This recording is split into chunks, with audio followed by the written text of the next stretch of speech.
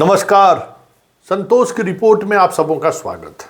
और आज हम संतोष की रिपोर्ट में बात तेजस्वी के उस बयान को लेकर करने जा रहे हैं, जो बयान इन दिनों बड़ा लगातार कह सकते हैं कि किसी न किसी बहाने वो दे रहे हैं। हम बात भ्रष्टाचार की कर रहे हैं। इधर आप देखिएगा 2-3 दिनों से बड़ी फायर तरीके से सरकार पर भ्रष्टाचार का आरोप लगा रहे हैं। ये अलग बात है कि उनके उस आरोप को बीजेपी या जदयू यह कहते हुए खारिज कर दे रहा है, करे लैंडफोन जॉब तो चारा घोटाला, यह सब कह के खारिज करने की कोशिश कर रहे हैं। लेकिन जिस वक्त ये सवाल बीजेपी और जदयू के नेताओं से पूछा जाता है, उसके चेहरे पर गौर करिएगा तो चिंता की लकीरें साफ दिखती रहती हैं।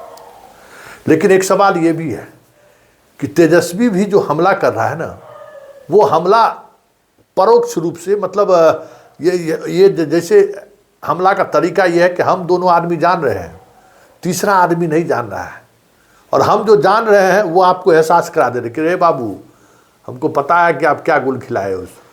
पता है ना कि कोई क्राइम करके आया और मुझे मालूम है, तो हम सांकेतिक तरीके से बयान करेंगे मोहल्ला कर, जानते हो। और एक कुछ लोग हैं जो आजकल रात में बुलेट पर चढ़ के कुछ कुछ करते रहता है। मतलब कौन करता है नहीं बोलेगा, क्या किया सो नहीं बोलेगा, लेकिन बोलेगा। तो तेजस्वी आजकल इसी तरीके से एकदम दूसरे स्टाइल में बात करेगा। तो हम तेजस्वी का वो 2 बयान सुना देते हैं, उसके बाद हम आपको बताएंगे कि इस समय नीतीश की सरकार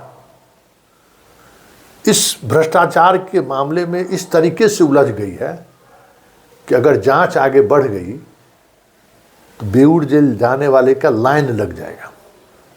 समझ गए? हालात कुछ उसी मुहाने पर खड़ा है। लेकिन पहले हम एक तेजस्वी का एक बयान सुनाते हैं, फिर हम उस बयान के पीछे का मतलब क्या है वो हम आपको बताएंगे। पर जरा सुनिए तेजस्वी क्या कह रहे हैं। तो प्रमाणित है, कहीं भी रेड पड़ता है किसी डिनर का तो करोड़ों रुपए आते हैं, तो कौन देता है? वो कहाँ से? पेड़ में तो नहीं निकलता है कि नोच लेता है सर, वो आता कहाँ से है? और जब सीबीआई या ईडी कार्रवाई कर रही है तो आपकी बिहार पुलिस या बिहार अपराध इकाई शाखा, आर्थिक अपराध वाली जो शाखा है, वो क्यों नहीं एफआईआर कर रही है? वो क्या कार्रवाई कर रही है? ये तो सवाल है मेरा। सुन लिए, ये ईडी सीबीआई का छापेमारी और एफआईआर क्यों नहीं कर रहे हैं, कह रहे हैं ना। लेकिन आप पूरे बयान के बाद कुछ आपको समझ में आया कि क्या कह रहा है ये आदमी से, और मुस्कुरा के कह रहा है क्यों? तब आप समझ लीजिए। देखिए, संजीव हंस प्रकरण में जो लोग भी पीछे थे, या जिन लोगों ने भी संजीव हंस पर कार्रवाई कराने में महती भूमिका अपनाई है, वह यह सोचकर किया था कि अरे गया ही, एगो को जाने दो। लेकिन संजीव हंस के बहाने ही सही बिहार में क्या क्या भ्रष्टाचार हुआ और किस स्तर पर भ्रष्टाचार हुआ है, उसका पूरा कह सकते हैं कि ब्लू प्रिंट सामने आ गया है, या यूँ कहे एक ऐसा सच सामने आ गया है जो चीख चीख कर कह रहा है कि मैं भी भ्रष्टाचारी हूँ, मैं भी भ्रष्टाचारी हूँ, मैं भी भ्रष्टाचारी हूँ। तो हुआ क्या? ईडी कहा इस भ्रष्टाचारी पर एफआईआर कीजिए। एक खबर भी हम चलाए थे, उसी एफआईआर की बात कर रहा है तेजस्वी। 3-4 दिन पहले हमने खबर चलाई थी रिशु श्री के लिए कि रिशु श्री पर एफआईआर दर्ज करने पर क्यों बच रही है बिहार की सरकार। कहते हैं कि केंद्र की एजेंसी, डबल इंजन की सरकार के एक बड़े मंत्रालय के अधीनस्थ काम करने वाली भ्रष्टाचार से जुड़े हुए मुद्दे को लेकर दूसरा रिमाइंडर पिछले शुक्रवार को ईडी ने दिया है कि रिशु श्री पर एफआईआर दर्ज कीजिए। लेकिन अभी तक एफआईआर दर्ज नहीं हुआ है। कल हो सकता है तो कहीं एफआईआर दर्ज हो जाए, क्योंकि सरकार बहुत दबाव में है। आर्थिक अपराध इकाई को एक लगभग 2 महीने पहले ईडी ने लिखा था एफआईआर दर्ज करने के लिए। आर्थिक अपराध इकाई ने डीजीपी को ये पत्र प्रेषित कर दिया, क्योंकि पहले से विशेष निगरानी डिपार्टमेंट में केस चल रहा था। तो एक एफआईआर विशेष निगरानी में हो गया, तो मंतव्य मांगा कि भाई दूसरा एफआईआर भी वहीं होनी चाहिए। डीजीपी से वो बात चला गया होम डिपार्टमेंट में, होम डिपार्टमेंट से चला गया शाही जी के यहाँ, शाही जी से भी मंतव्य आ गया कि आप एफआईआर दर्ज कीजिए। लेकिन सरकार सख्ते में है, क्योंकि पता है कि संजीव सिन्हा, ये क्या इसका नाम है, सिन्हा हमको याद ही आ जाता है, क्योंकि मास्टरमाइंड सब में वही सब है। संजीव हंस मामले में एफआईआर कुछ और हुआ था बलात्कार का, छापेमारी के बाद कुछ और बात सामने आई, और उसके बाद तो समझिए कि सीरीज आ गया सामने एक से एक। और ये जो रिशु श्री वाला मसला है कि अगर इस मामले में एफआईआर दर्ज हो जाएगा तो लगभग 9,000 करोड़ के मामले, टेंडर मैनेज का ये मामला है, और फुल प्रूफ मामला है कि किस तरीके से जल संसाधन विभाग, ऊर्जा विभाग, शिक्षा विभाग, स्वास्थ्य विभाग, वित्त विभाग, टेंडर फर्स्ट प्रायोरिटी वाले को कैसे इन लोगों ने जो है टेंडर देने का काम 8% 9% ज़्यादा पर काम दिया है लोग, और उसका प्रूफ ईडी को मिल चुका है। बस एफआईआर दर्ज करने का इंतजार कर रहा है, क्योंकि रिशु श्री के यहाँ ऑलरेडी पहले से ईडी ने छापेमारी भी कर रखी है, सारा उसके पास एविडेंस है। हाल के दिनों में जो 9 अधिकारियों के यहाँ जो ईडी का छापेमारी हुआ था, भवन निर्माण वाले के पास करोड़ों रुपया मिला, वो सारे रुपये कहाँ से आए, कैसे आए, उसके यहाँ से भी लाल डायरी बरामद है। उसके मोबाइल में सारा फिगर है, किसको कहाँ पैसा जा रहा है।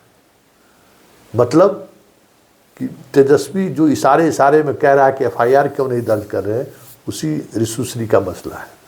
और ये तय है कि रिशु श्री का अगर एफआईआर दर्ज हुआ तो बिहार सरकार के कम से कम आधे दर्जन आईएएस अधिकारी को ईडी बेऊर जेल भेज ही देगा।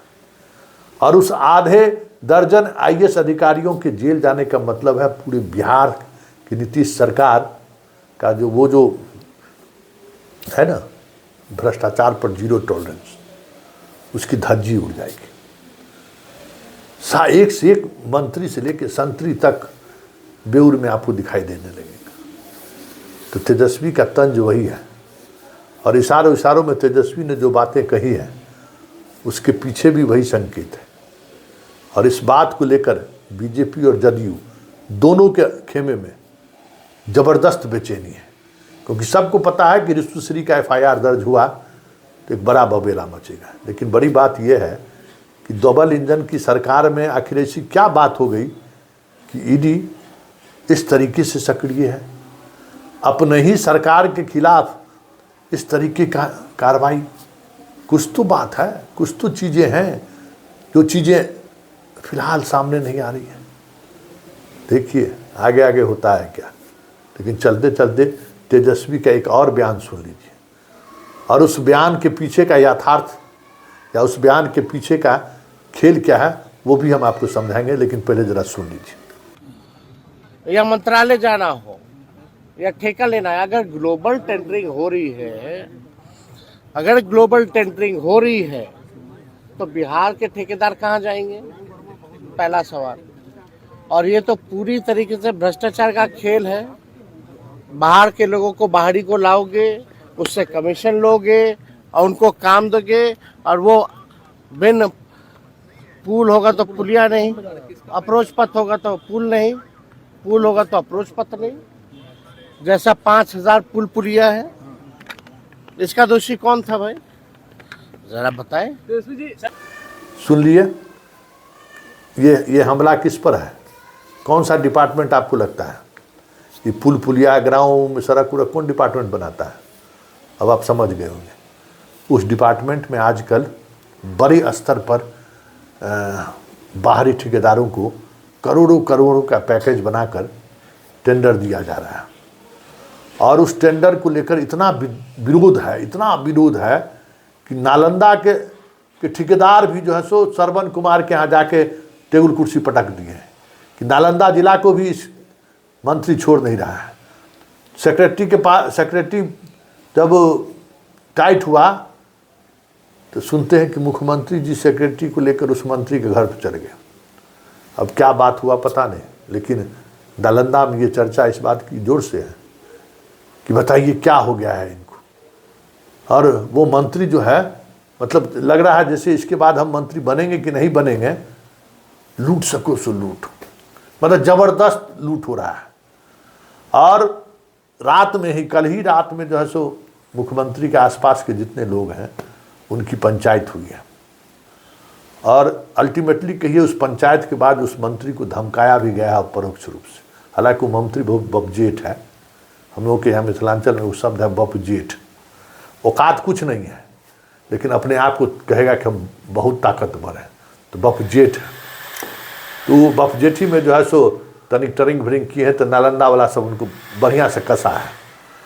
अब उस कसाई का कितना असर पड़ता है, लेकिन तेजस्वी का इशारा वही है कि किस तरीके से बाहर के एजेंसियों के माध्यम से करोड़ों का खेल हो रहा है। और इस खेल में जिस स्तर के खिलाड़ी शामिल हैं आप सोच नहीं सकते हैं। और अल्टीमेटली ईडी वहाँ भी पहुँचेगा, क्योंकि आग जहाँ लगा है ना, वो आग की चिंगारी वहाँ पहुँचनी ही पहुँचनी है। क्योंकि उस मंत्री के आसपास के लोगों तक छापेमारी हो चुकी है, अब मंत्री ही बचा हुआ है। अब देखना यह है कि मंत्री अपने आप को कब तक बचा पाते हैं।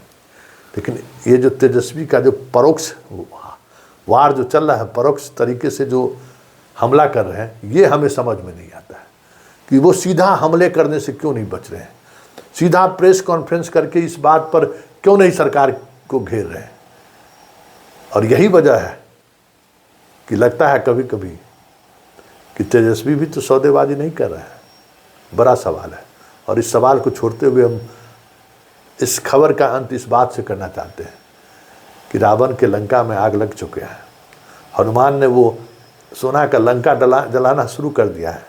अब देखना ये है कि आज के राम उस रावण को सजा देते हैं, उसके जलते हुए सोने के लंका को जलने देते हैं, या फिर उस जले हुए लंका के सहारे अपनी सियासत साधते हैं। देखने वाली बात होगी। और ये दिलचस्प बात है, सबकी नज़र है, हमारी भी नज़र है कि आखिर ऋषु श्री के FIR पर जो जिच चल रहा है, उस जिच के पीछे की राजनीति क्या है। क्योंकि आजकल देश में जो कुछ भी हो रहा है उसके पीछे कोई न कोई बड़ी राजनीति है। और बिहार तो आज भी नियंत्रण से बाहर है, बिहार कंट्रोल में अभी भी नहीं आ रहा है। तो क्या ये माना जाए कि तेजस्वी का वो जो अपरोक्ष वार है और ईडी का जो खेल हो रहा है, उसके पीछे भी तो कोई खेल तो नहीं है। बहुत घनचक्कर वाली बात है, बहुत मुश्किल है बिहार को समझना भाई। लेकिन देखिए आगे आगे होता है क्या, लेकिन इतना तय है कि ईडी की कार्रवाई हुई तो पूरा नीतीश का साख ध्वस्त।